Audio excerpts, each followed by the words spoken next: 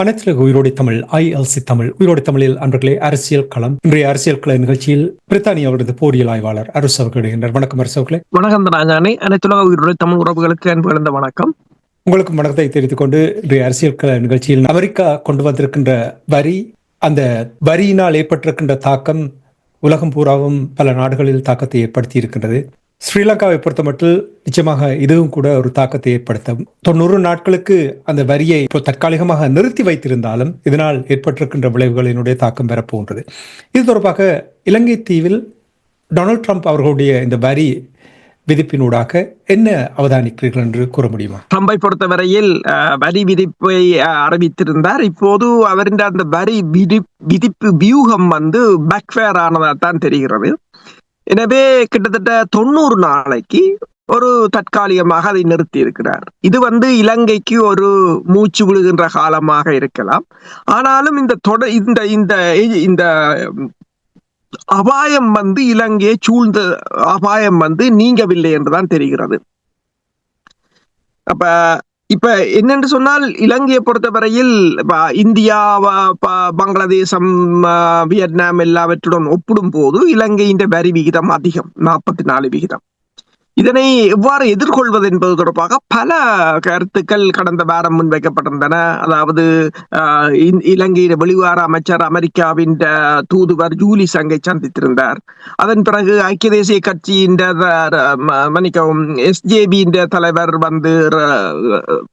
Sajith Premadasa Julie Sangh அவர்களை சந்தித்திருந்தார்கள். அனுர்குமார் திசாநாயக்கா ட்ரம்புக்கு ஒரு கடிதத்தை எழுதியிருந்தார் இது தொடர்பாக. அப்ப அதே சமயம் ஐக்கிய தேசிய கட்சி உறுப்பினர்கள் கூறினார்கள், இப்போது ரணில் விக்ரமசிங்கா அரசு தலைவராக இருந்தார், நேரடியாக இலோன் மஸ்குடன் கதைத்திருப்பார் என்று கூறியிருந்தார்கள். இப்படி அவர் அரசியல் பிரச்சனையும் அங்கு மாறி இருக்கின்றது. இந்த நிலையில ரணில் விக்ரமசிங்கா ஒன்றை கூறியிருக்கின்றார். அதாவது இந்த வரி விதிப்பு எண்ட் ஆஃப் குளோபலைசேஷன் என்றது மட்டுமல்லாது இது ஆசிய நாடுகளை கடுமையாக பாதிக்கும் என்று சொல்லியும், இலங்கை இந்த ஆடை தொழிற்சாலை கடுமையான பாதிப்பை சந்திக்கும் என்று சொல்லியும், இப்ப கடந்த வருடம் நீங்கள் பார்த்தீங்கன்னு சொன்னால் இலங்கையிலிருந்து அமெரிக்காவுக்கான ஏற்றுமதி கிட்டத்தட்ட $5.5 பில்லியன். அப்ப அதிலும் பார்த்தால் குறைந்தபட்சம் ரணில் விக்ரமசிங்காவின் கருத்தின்படி குறைஞ்சபட்சம் 1 லட்சம் பேர் வேலையை இழப்பார்கள், அல்ல பெருமளவான ஆடை தொழிற்சாலைகள் மூடப்படும் என்று கூறப்படுகிறது. இப்ப இலங்கை ஒன்றை யோசிக்கிறது என்னென்று சொன்னால், இந்தியாவுக்கு வரி குறைவு, உதாரணமாக 26%, இலங்கைக்கு 44%. அப்ப இந்தியாவுக்கு அனுப்பி இந்தியாவின் ஊடாக அமெரிக்காவுக்கு விற்பனை செய்யலாமோ என்று கூட இலங்கை சிந்திக்கின்றது.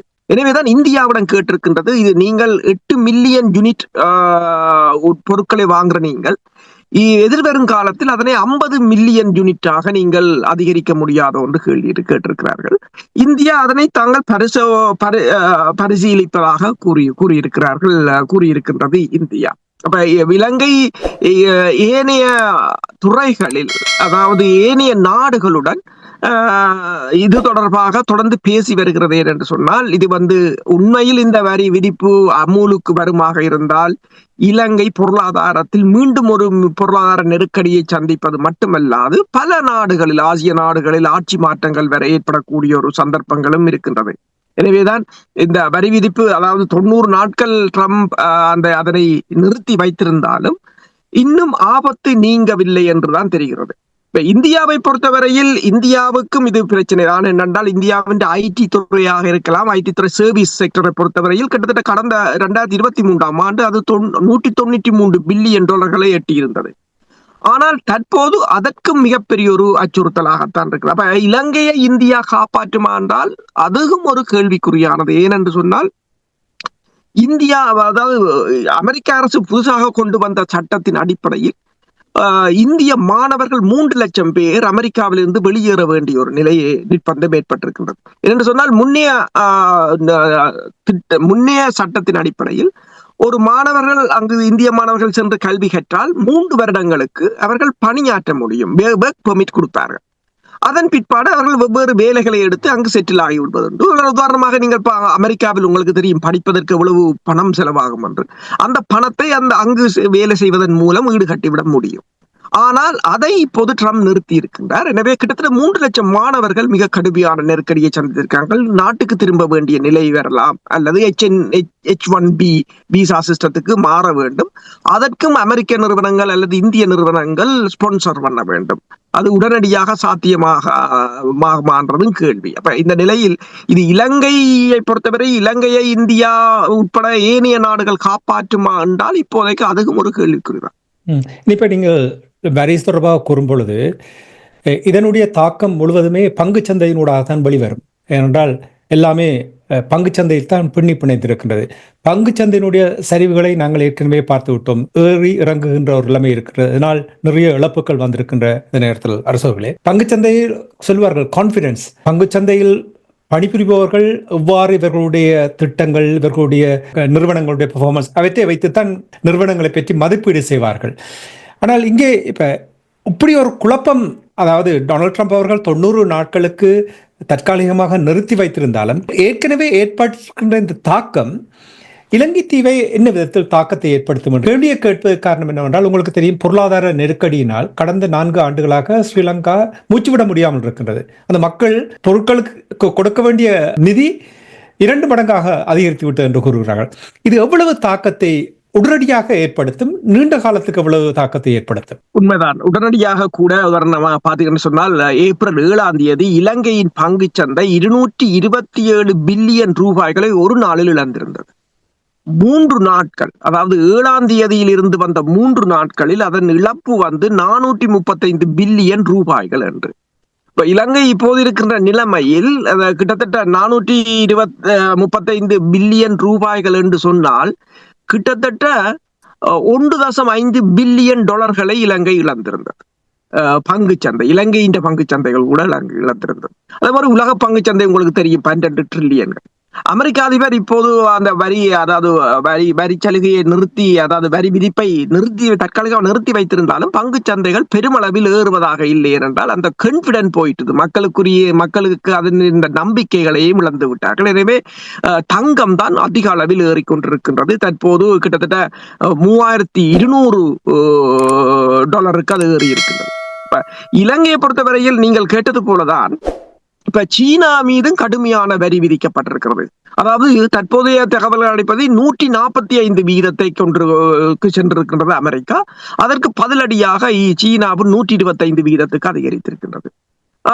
சீனா கடைசியா சொல்கிறது என்னென்றால் இது ஒரு ஜோக் மாதிரி போய்கொண்டு இருக்கிறது என்று சொல்லி மாறி 25%, 30% என்று சொல்லி. அப்ப சீனாவும் இந்த நிலைமையில் தன்னை பாதுகாத்துக் கொள்ளத்தான் வழிக்கிடும். இப்ப நீங்கள் கேட்டது போலதான் இலங்கையை இது எவ்வளவு பாதிக்கும் என்று சொன்னால், இப்போது சரி இந்த வரி விதிப்பு இப்போது ஒத்தி வைக்கப்பட்டிருந்தாலும் ஏனைய நாடுகள் இதுக்கான பிரிப்பரேஷனை இப்போது செய்கிறார்கள். உதாரணமாக பார்த்தீங்கன்னா சீனாவின் மத்திய வங்கி, தென்கொரியாவின் மத்திய வங்கி, ஜப்பான் மத்திய வங்கி 3ம் சேர்ந்து ஆலோசனை செய்கிறார்கள் இந்த வாரம் அதை எவ்வாறு எதிர்கொள்வது.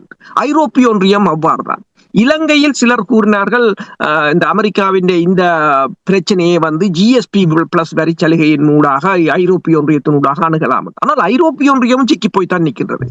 உதாரணமாக பாத்தீங்கன்னு சொன்னால் பிரித்தானியாவில் 25,000 மக்கள் வாகன உற்பத்தி நிலையங்களில் வேலை இழப்பார்கள் என்று சொன்னாலும் இப்போது உடனடியாகவே ஒரு நிறுவனம் 700 பேரை நிறுத்திவிட்டது.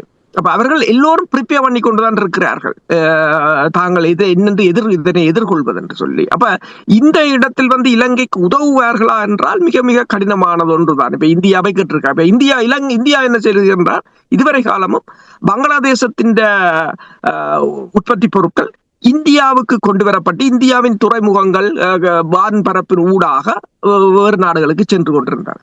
இப்போது இந்தியா அதை நிறுத்திவிட்டது. என்னென்று சொன்னால் பங்களாதேஷின் அந்த உரிமத்தை நிறுத்திவிட்டது. ஏனென்றால் எல்லா நாடுகளும் தாங்கள் தப்பி பிழைப்பதற்கான வழிகளை தேடிக்கொண்டிருக்கிற இந்த சமயத்தில் இலங்கை வந்து ஒரு மிக பாரிய நெருக்கடியை சந்திக்கும். அதான் ரணில் விக்ரமசிங்க சொல்லியிருக்கார், மீள முடியாத ஒரு நெருக்கடியை சந்திப்பார்கள் என்று. எல்லா நாடுகளும் தப்பி பிழைப்பதற்கான வழிகளை கண்டுபிடிப்பதற்கு முயற்சிகள் எடுக்கிறார்கள், நடவடிக்கைகள் எடுக்கிறார்கள். நீங்கள் இப்பொழுது கூறும் பொழுது சுட்டிக்காட்டினீர்கள் 700 பேரை வேலையால் நிறுத்தியிருக்கிறார் என்றால் இது ஒரு ஆபத்தான நிலை, இந்த நிலை என்று நான் உணர்கிறேன் உடனடியாக. ஏனென்றால் உங்களுக்கு தெரியும், ஆர்டிஃபிஷியல் இன்டெலிஜென்ஸ் செயற்கை நுண்ணறிவு வந்ததும் இப்பொழுது இவர்கள் வேலையால் நிறுத்தி விட்டார்கள் என்றால் இன்னும் ஒரு 2 ஆண்டுகளுக்கு செயற்கை நுண்ணறிவு முழு வீச்சோடு எங்களுடைய வாழ்வில் பிணைந்து விட்டுவிடும். அப்படி என்று சொன்னால் மீண்டும் அந்த வேலை வாய்ப்பை கொடுப்பதற்கு சாத்தியமாகுமோ இல்லையோ எனக்கு தெரியவில்லை.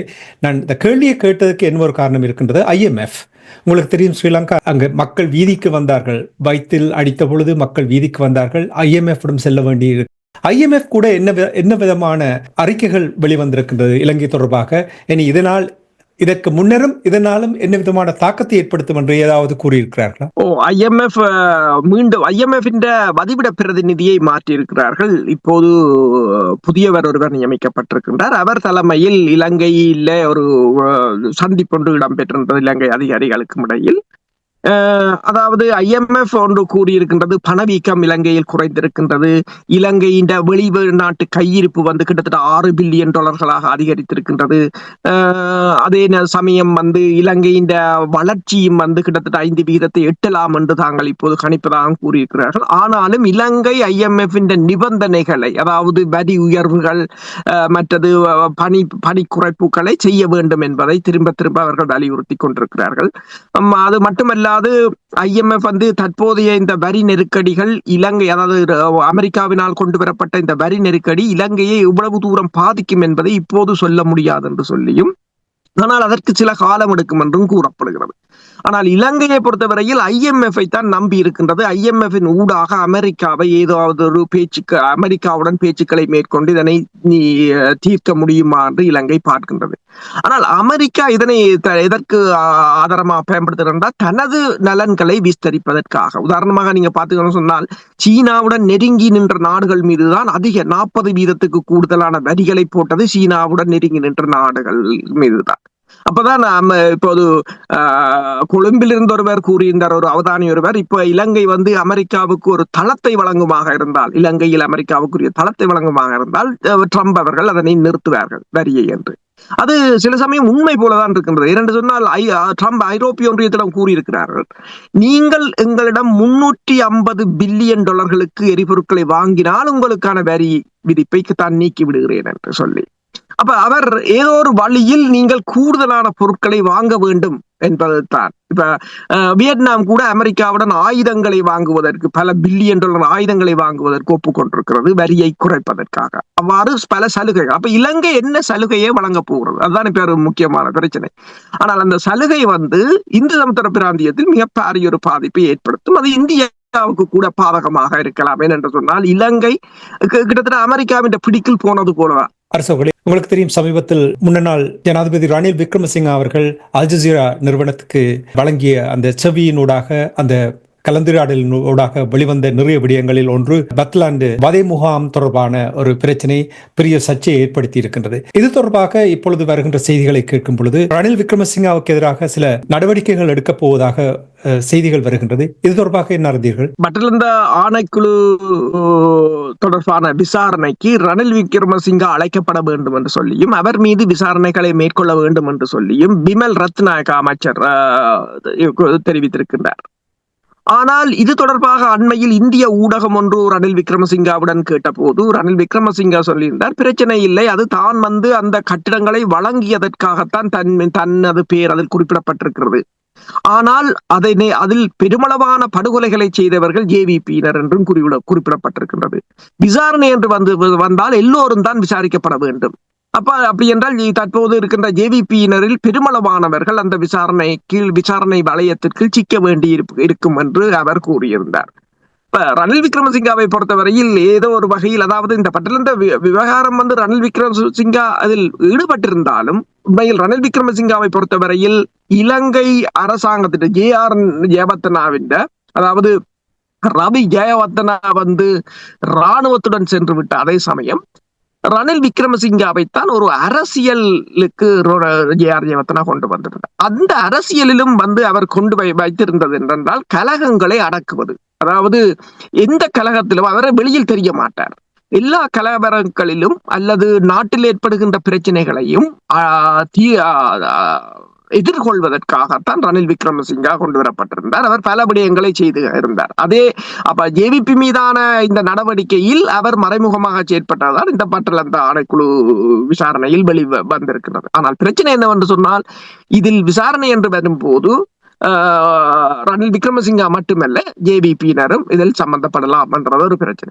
அடுத்ததாக உயிர்த்த ஞாயிறு தாக்குதல் தொடர்பான விசாரணைகளை இப்போது முடுக்கிவிட ஆரம்பிக்கப்பட்டிருக்கிறது. அதே சமயம் உங்களுக்கு தெரியும், அண்மையில் ஒட்டுக்குழுவின் உறுப்பினர் பிள்ளையான் அவர்களை கைது செய்திருந்தார்கள். இப்போது அமைச்சர்கள் கூறுகிறார்கள் பிள்ளையானுக்கும் உயிர்த்த ஞாயிறு தாக்குதலுக்கும் இடையிலான தொடர்புகள் விசாரிக்கப்பட வேண்டும் என்று சொல்லி கூறியிருக்கிறார்கள். ஆனால் இந்த உயிர்த்த ஞாயிறு தாக்குதல் விசாரணை என்று வந்தால் அது ரணில் விக்ரமசிங்கா மீதும் பாயலாம். ஆனால் ரணில் விக்ரமசிங்கா அதுக்கு என்ன சொல்கிறார் என்று சொன்னால், அதாவது அந்த இந்திய ஊடகம் ஒரு கேள்வியை கேட்கின்ற போது, இந்த இலங்கையில் இருக்கின்ற தேவாலயங்கள் இந்த உயிர்த்த ஞாயிறு தாக்குதல் தொடர்பான சரியான விசாரணைகள் மேற்கொள்ளப்பட வேண்டும் என்று கூறி வருகின்றன, அவர்களின் அழுத்தங்கள் அதிகமாகி வருகின்றன என்று கேட்டபோது அவர் கூறிய ஒரே ஒரு கருத்து தான், இலங்கை சிங்கள பௌத்த நாடு. இந்த சிங்கள பௌத்த நாட்டில் தேவாலயங்கள் ஆதிக்கம் செலுத்த முடியாது என்று கூறியிருக்கிறார். என்னும் போது அவர்கள் டிசைட் பண்ணி விட்டார்கள், சிங்கள பௌத்த தேசம், அதாவது சிங்கள பௌத்தர்களை யாரும் தண்டிக்க முடியாது, சிங்கள பௌத்த தேசத்தில் வேறு எந்த மதங்களும் ஆதிக்கம் செலுத்த முடியாது என்பதை அந்த பேட்டி ஒன்று முக்கியமான பேட்டி. ஏனென்று சொன்னால் அது ஒரு ஆதாரம். இந்த இலங்கை சிங்கள பௌத்தமாகவே தன்னை வடிவமைத்து மாற்றி வருகிறது என்பதற்கு அது ஒரு ஆதாரம். அதே போலதான் இந்த பட்டலந்த ஆணைக்குழு விசாரணையாக இருக்கலாம், உயிர்த்த ஞாயிறு தாக்குதலாக இருக்கலாம். இது ஒரு சிக்கலான ப்ரோசஸ் என்றபடியால் ஒருவரை குற்றஞ்சாட்ட முடியுமா என்றது ஒரு பிரச்சனை. ஆனால் அரசியலுக்காக உங்களுக்கு தெரியும், இப்போது உள்ளூராட்சி தேர்தல் இடம்பெற போகின்றது.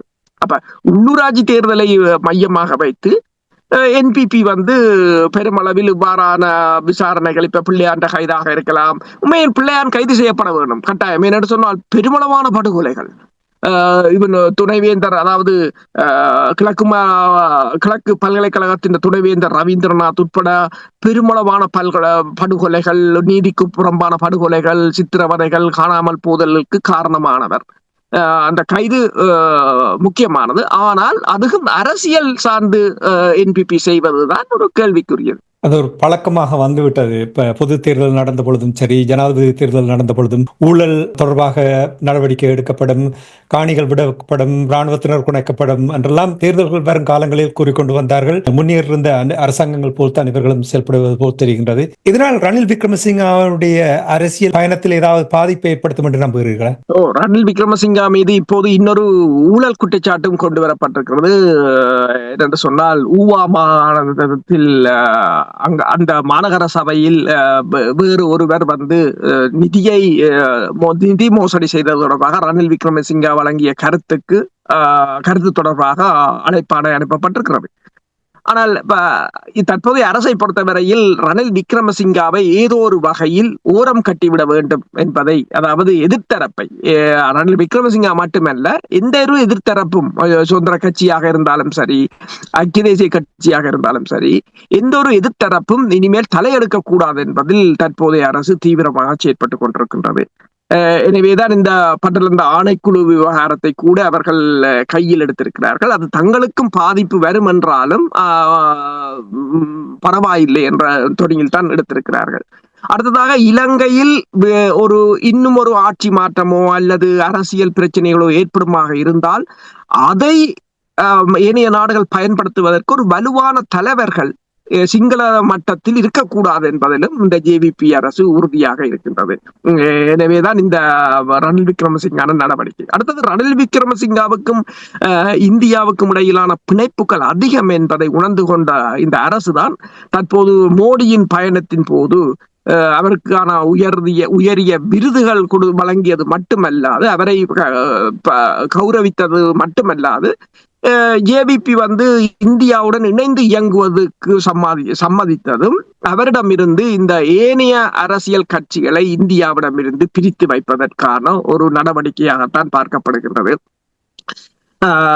அடுத்ததாக நீங்கள் பார்த்தீர்கள் சொன்னால் ஜேவிபியை பொறுத்தவரையில் டில்வில் சில்வா ஒன்றை கூறியிருக்கிறார். நாங்கள் எதிர்த்து ஒரு தடவை போராடினோம் என்பதற்காக நெடுக எதிர்க்க வேண்டும் என்பது இல்லை என்று சொல்லி, அப்ப இந்தியா தொடர்பில் தங்கள் போக்கை மாற்ற வேண்டும். இல்லை என்று சொன்னால் இந்தியா தமக்கு எதிரான இன்னொரு சக்தியை உருவாக்கும் என்பதை ஜேவிபி உணர்ந்து கொண்டிருக்கின்றது. எனவேதான் இந்த மோடியின் பயணத்தின் போது என்பிபி அரசின் நடவடிக்கைகளை கவனித்து பார்த்தால் வடிவாக விளங்கும். இதுதான் அரசியல். அப்ப மோடி அவர்களுடைய பயணம் என்று நீங்கள் கூறும் பொழுது, அவருடைய பயணத்தின் பொழுது கூட மீனவர்கள், வடக்கு கிழக்கில் இருக்கின்றவர்களுடைய பிரச்சனை தொடர்பாக ஓரிரு வார்த்தைகள் பேசப்பட்டதாக கூறப்படுகின்றது.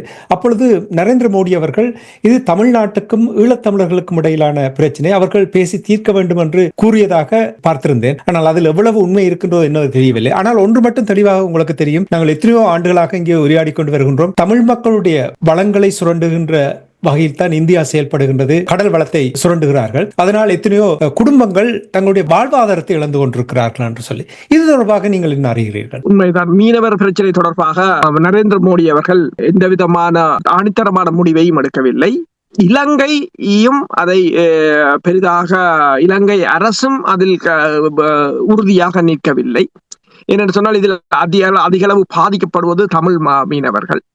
ஆனால் ஒன்று மட்டும் தெரிகிறது, தற்போது இந்த வாரம் இலங்கையிலிருந்து வெளிவந்த தகவல்களின் அடிப்படையில், ஊடகங்களின் அடிப்படையில், இலங்கை அரசு கிட்டத்தட்ட இலங்கை மக்கள் ஒரு நாளைக்கு 3 லட்சம் கிலோகிராம் டின் மீன்களை உணவாக கொள்கிறார்கள் என்றும், அதற்காக கிட்டத்தட்ட 2023ஆம் ஆண்டு மட்டும் 14 பில்லியன் ரூபாய்களுக்கு டின் மீன்கள் இறக்குமதி செய்யப்பட்டிருக்கின்றன. அப்ப அந்த ஊடகம் ஒன்றை கூறுகிறது, அரிசியிலும், அதாவது நெல்லும் மீனும் தன்னிறைவு பெற்றதுதான் இலங்கை. ஏனென்றால் கடல் வளத்தால் சூழப்பட்டது இலங்கை. அடுத்ததாக நெல் வளம்.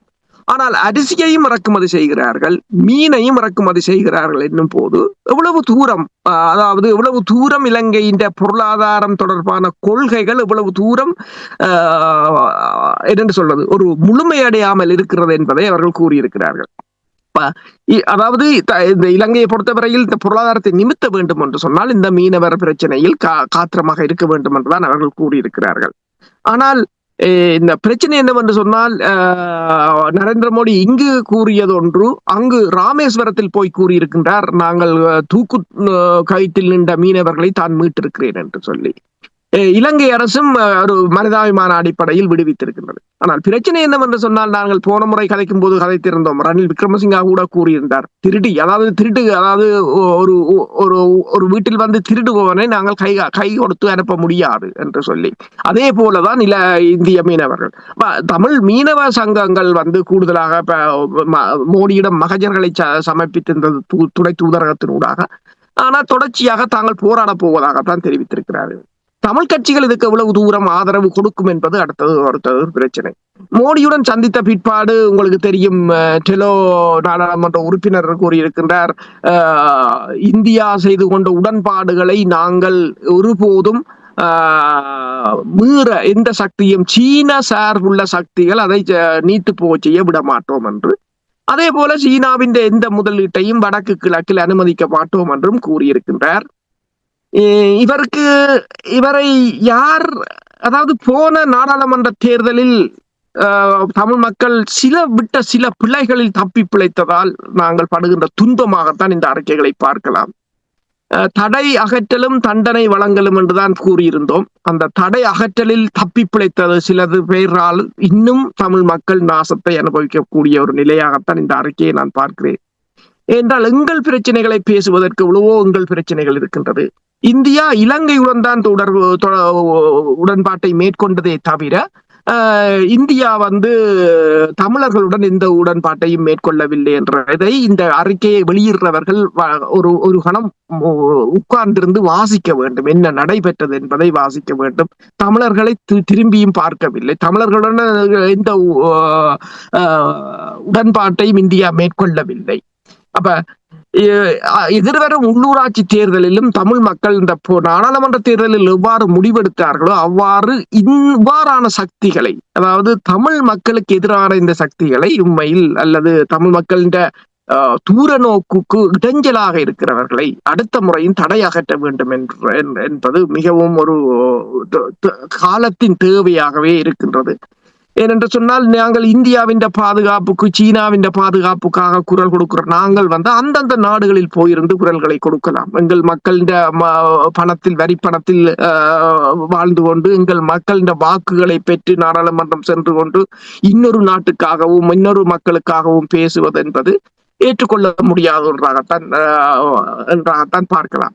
அடுத்ததாக நீங்க பாத்தீங்கன்னா நரேந்திர மோடியின் பயணத்தின் போது இலங்கைக்கும் இந்தியாவுக்கும் இடையிலான பாலம் கட்டுவது, அதாவது தலைமன்னாருக்கும் ராமேஸ்வரத்துக்கும் இடையிலான கிட்டத்தட்ட 30 மைல்கள் நீளமான அந்த கடல் பாதை, அதை இந்தியா அதில் வலுவாக நின்றதாகவும் ஆனால் இலங்கை அதற்கு சாதகமான பதிலை கொடுக்கவில்லை என்று சொல்லியும் இறுதியாக இருவரும் வெளியிட்ட அறிக்கையிலும் அந்த பாலம் தொடர்பான இதை தவிர்த்து விட்டதாகவும் கூறப்படுகின்றது. என்னும்போது இலங்கைக்கும் இந்தியாவுக்கும் இடையில் அது தொடர்பாக இன்னும் ஒரு அதாவது முடிவு எட்டப்படவில்லை என்பது மட்டுமல்லாது இலங்கை அதற்கு எதிராக நிற்கிறதாகத்தான் கருதப்படுகின்றது.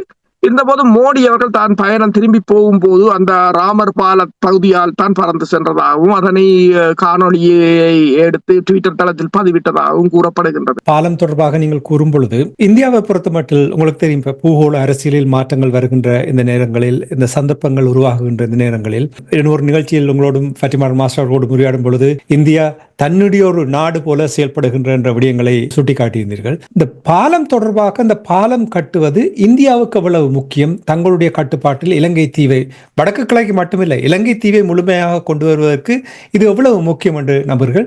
இது அவர்களுடைய ஒரு நீண்ட கால திட்டம் என்று நம்புகிறீர்களா? இந்த திட்டத்தை 2002ஆம் ஆண்டு இலங்கை அரசு தான் ஆரம்பித்தது. இலங்கை அரசு தான் இந்தியாவுக்கு இந்த ஆலோசனையை முதலில் வழங்கி இருந்தது இலங்கை அரசு. அதன் பிற்பாடு தான் இந்த திட்டம் விரிவு பெற்றிருந்தது. முதல் சேது சமுத்திர திட்டத்தை தான் அவர்கள் நடைமுறைப்படுத்த முற்பட்டார்கள். கடலை அகழ்வதன் ஊடாக, இந்த பாலத்தை அழித்து கடலை அகழ்வதன் ஊடாக கொழும்பு துறைமுகத்தின்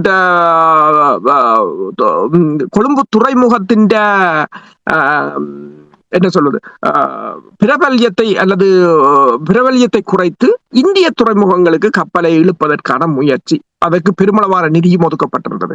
ஆனால் அது இலங்கைக்கு மிக மிக பாதகமானது. இலங்கை, அதாவது சேது சமுத்திர திட்டம் இந்தியா நடைமுறைப்படுத்துமாக இருந்தால் இலங்கையின் பொருளாதாரம் கடும் வீழ்ச்சியை சந்தித்திருக்கும். எனவேதான் இலங்கை அதற்கு மாற்று திட்டமாக இந்த பாலத்தை அப்போது கூறியிருந்ததாக நான் யோசிக்கின்றேன். இப்ப இந்தியாவை பொறுத்தவரையில் இந்த பாலத்தின் ஊடாக இலங்கையுடன் ஒரு நெருக்கமான இணைப்புகளை கொண்டிருப்பதன் ஊடாக இலங்கையை ஏனைய சக்திகளை, இப்ப அமெரிக்காவோ சீனாவோ வெவ்வேறு நாடுகளின் ஆதிக்கத்திலிருந்து தன்வசம் வைத்திருக்க முடியும் என்று இந்தியா நம்புகின்றது. எனவேதான் இந்த பாலத்தை இப்போது கட்டுவதற்கு இந்தியா மிகவும் ஆர்வமாக இருக்கின்றது. இந்த பாலத்தை கட்டுவதன் ஊடாக தாங்கள் இலங்கையில் ஒரு ஆதிக்கத்தை செலுத்த முடியும் என்று நம்புகிறது. ஆனால் இலங்கை நம்புகிறது என்னென்று சொன்னால், இந்த பாலத்தை கட்டுவதனூடாக இந்தியா தனது இலங்கையின் இறையாண்மையை தனது கையகப்படுத்திவிடும் என்பதை இலங்கை என்பது தொடர்பாக இலங்கை சிந்திக்கின்றது. பௌத்த துறவிகள் கூட இந்த பாலம் கட்டுவதற்கு எதிராக தான் நிற்கிறார்கள். பௌத்த துறவிகள் எதிராக நின்றால் இலங்கையில் எந்த ஒரு காரியமும் நடப்பது என்பது மிகவும் கடினமானது.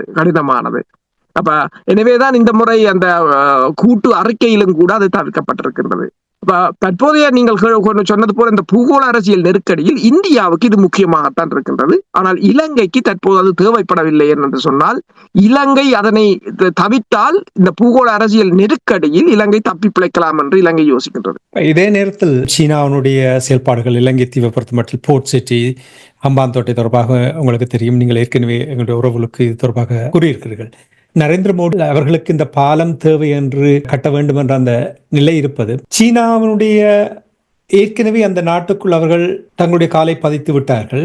இந்த 2 விடயங்களையும் ஒப்பிட்டு பார்க்கும் பொழுது யார் பலமான நிலையில் இருக்கிறார்கள்? இலங்கை தீவை முழுமையாக தங்களுடைய கட்டுப்பாட்டுக்குள் கொண்டு வருவதற்கு சீனாவா அல்லது இந்தியாவா? பலமான நிலையில் என்று நீங்கள் பார்த்தீர்கள் என்று சொன்னால், சீனாவை பொறுத்தவரையில் சீனா மிகவும் பலமான நிலையில் தான் இருக்கின்றது.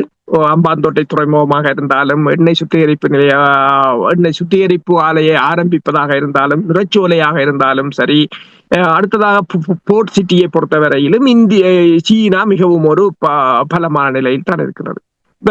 இந்தியா உங்களுக்கு தெரியும், இந்த முறை மோடி வந்த போது கிழக்கு மாகாணத்துக்கு 2.7 பில்லியன் ரூபாய்களை வழங்கியிருந்தார் கிழக்கில் ஒரு அபிவிருத்தியை மேற்கொள்வதற்காக.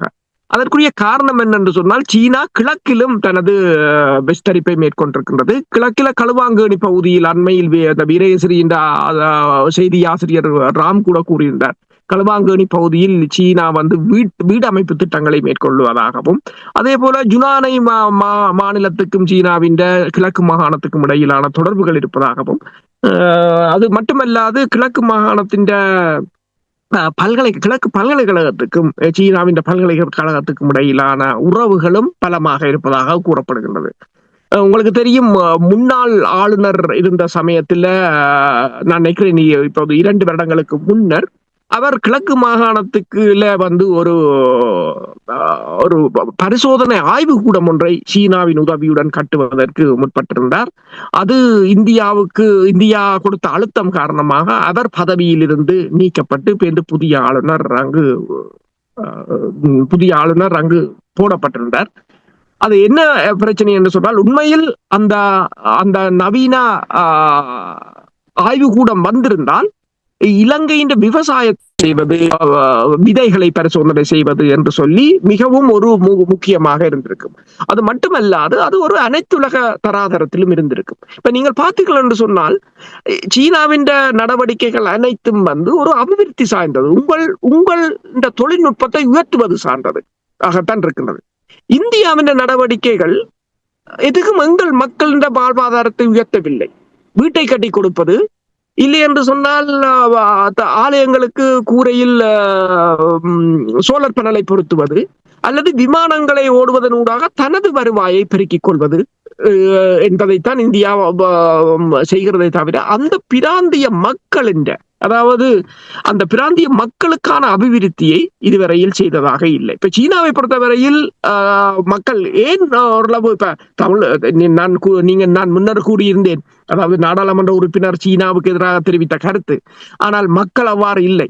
சீன தூதுவர் அண்மையில் கடந்த வருடம் வட பகுதிக்கு சென்ற போது கூட மக்கள் அமோகமாக அவரை வரவேற்றிருந்தார்கள். சீனாவின் பொருட்களை அவர்கள் வாங்கியிருந்தார்கள். சீனாவுடன் மக்களுக்கும் எங்களுக்கும் வெவ்வேறு நாடுகளுக்கும் எந்தவித பகையும் இல்லை. அதே போன்றுதான் சீனாவின் உதவிகளுக்கும் இந்தியாவின் உதவிகளுக்கும் டிஃபரண்ட் என்னவென்று சொன்னால், சீனாவின் உதவிகள் ஏதோ ஒரு விதத்தில் மக்களின் வாழ்வாதாரத்தை மேம்படுத்துவதற்கு உதவுகின்றது. இப்ப பல்கலைக்கழகங்களை மேம்படுத்துவது, பல்கலைக்கழகங்களுக்கு புலமை பரிசுகளை கொடுப்பது, பல்கலைக்கழகங்களின் புலமை பரிசில்கள் என்பது உண்மையில் சீன பல்கலைக்கழகங்களில் அவர்கள் சென்று அங்கத்தை தொழில்நுட்பத்தை கற்று இங்க எங்கள் நாட்டின் தொழில்நுட்பத்தை அபிவிருத்தி செய்ய முடியும். அவ்வாறான தொழில்நுட்பங்களை வழங்குவதுதான் கூடுதலாக அவர்கள் செய்கிறார்கள். பலமான நிலையில், நீங்கள் கேட்டது போல பலமான நிலையில் என்று பார்த்தால், இப்போதும் இந்தியா தனது பிடியை தக்க வைப்பதற்கு போராடுகிறது. ஆனால் சீனா ஏற்கனவே தனது பிடியை அங்கு பலமாக நிலைநிறுத்திவிட்டது. போர்ட் சிட்டியே ஒரு உதாரணமாக நாங்கள் பார்க்கலாம் இல்லையா? உண்மைதான். இனி தமிழர் தரப்பு தொடர்பாக இப்ப நீங்கள் மோடி அவர்கள் ஆழமாக பேசாவிட்டாலும், மீனவர்கள் தொடர்பாக பேசாவிட்டாலும், தமிழகத்தோடு பேச வேண்டும் என்ற விதத்தில் அவர் தட்டி கழித்து அப்படி சென்று விட்டார் போல் இருக்கு. தமிழர் தரப்பு தமிழகத்தோடு தொடர்பு கொண்டு இது தொடர்பாக கலந்துரையாடி ஒரு பேச்சுவார்த்தை நடத்தி இது தொடர்பாக இணக்கப்பாட்டுக்கு வருவது எவ்வளவு முக்கியம் என்று நம்புகிறீர்கள்? அதற்கான வாய்ப்புகள் ஏதாவது இருக்கிறதா? தமிழர் தரப்பு எத்தனையோ தடவைகள் பேசிவிட்டார்கள். ஸ்டாலினுக்கும் கடிதம் அனுப்பியிருந்தார்கள். ஆனால் அவர்கள் அதை விடுவதாக இல்லை. ஏனென்று சொன்னால், இது ஒரு கோஆபரேட் கம்பெனிகள் என்ற பிரச்சனை. அவர்கள் முதலாளித்துவம். உங்களுக்கு நான் முதல் கூறியிருந்தேன், இலங்கை மக்கள் ஒரு நாளைக்கு 3 லட்சம் கிலோகிராம் டின் மீன்களை உண்கிறார்கள். அப்ப அதற்காக இறக்குமதி செய்யப்படுகின்ற டின் மீன்களின் எண்ணிக்கை, அதாவது விலை கிட்டத்தட்ட 2023ஆம் ஆண்டு இலங்கை அரசு 14 பில்லியன் ரூபாய்களை செலவழித்திருக்கிறது. அது எங்கிருந்து வருகிறது? அதாவது வடபகுதி மீன்களை இந்திய மீனவர்கள் பிடித்து சென்று அங்கிருந்து மீன் டின்களை உற்பத்தி செய்து திருப்பி மீண்டும் இலங்கைக்கு வருகின்றது. அது ஒரு வர்த்தகம். இப்ப உங்களுக்கு தெரியும், அண்மையில் ஸ்டாலின் ஒரு நாடாளுமன்றத்தில் ஒரு தீர்மானத்தை கொண்டு வந்திருந்தார், கச்சதீவை மீண்டும் எடுப்பது என்று. கச்சதீவை மீண்டும் இந்தியா எடுப்பதற்கு தமிழர்கள் நாங்கள் அனுமதிக்க முடியாது. என்ன, இலங்கைக்கும் எங்களுக்கும் உள்ள பிரச்சனை வேறு. ஆனால் கச்சதீவு தமிழர் பகுதியில் இருக்கின்றது. அதை இந்தியாவுக்கு நாங்கள் இழந்துவிட முடியாது. அதை இழப்பது என்பது மீண்டும் இந்த மீனவர் பிரச்சனையை மேலும் மோசமாக்கும் என்பது முக்கியமானது. இப்ப நீங்கள் கேட்டது போல தமிழக மீனவர்கள் இப்ப இந்த நரேந்திர மோடி ஒன்றை கூறுகிறார் என்னென்றால், சகோதரர்கள் இருவரும் சகோதரர்கள் என்று சொல்லி. சகோதரர்கள் என்றால் நீங்கள் சகோதரர் மாதிரி நடக்கிறீர்களா என்றுதான் இங்க மிக முக்கியமானது. இப்ப முல்லைத்தீவிலிருந்து அன்னைக்கு ஒரு பெண்மணி கருத்து தெரிவிக்கும் போது தெரிவித்திருந்தார், அதாவது நீங்கள் தொப்புள் கொடி உறவு என்று சொல்கிறீர்கள், ஆனால் எங்கள் சோற்றில் மண்ணை அள்ளி போடுகிறீர்கள் என்று கூறியிருந்தார். நான் கூறவில்லை. இப்ப என்ன பிரச்சனை என்று சொன்னால், அந்த இடத்தில் இருக்கிற மக்களின் வலிதான் முக்கியம். அவர்கள் தானே அதில் வாழ்கிறார்கள், அவர்களின் வாழ்வாதாரம்.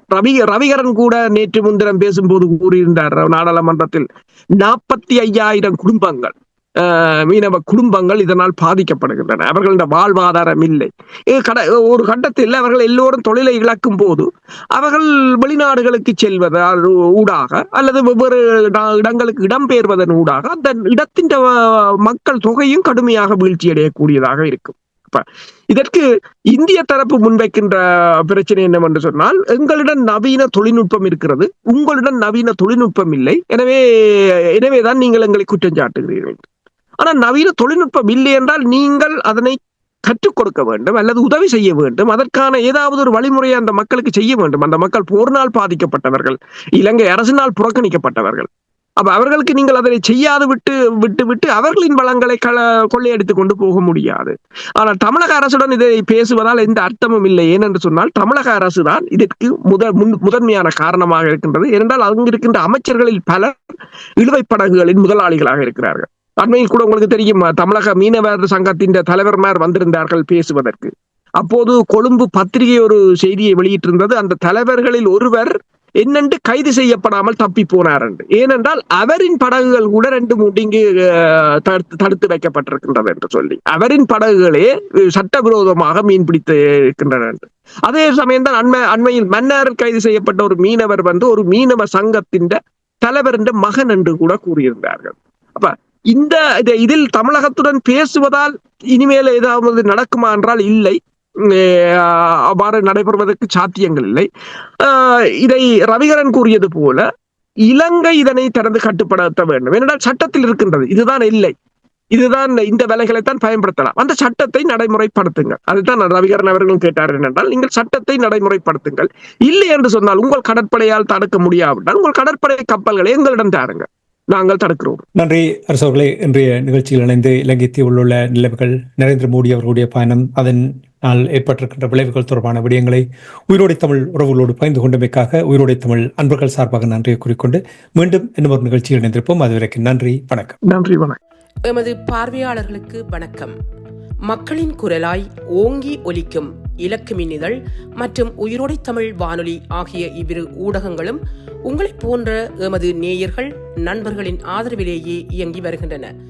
மிக குறைந்த வளங்களுடன் பல இடர்கள் மற்றும் தடைகளை தாண்டி பயணிக்கும் எமது ஊடகங்களின் பணிகள் மேலும் வளர உங்களால் முடிந்த நிதியுதவியை வழங்கி இன்னும் காத்திரமான செயற்பாடுகளை முன்னெடுக்க உதவுமாறு மிகவும் பணிவன்புடன் வேண்டி நிற்கின்றோம். உங்கள் பங்களிப்பு உங்களின் உரிமை குரலாய் ஓங்கி ஒலிக்கும். நன்றி.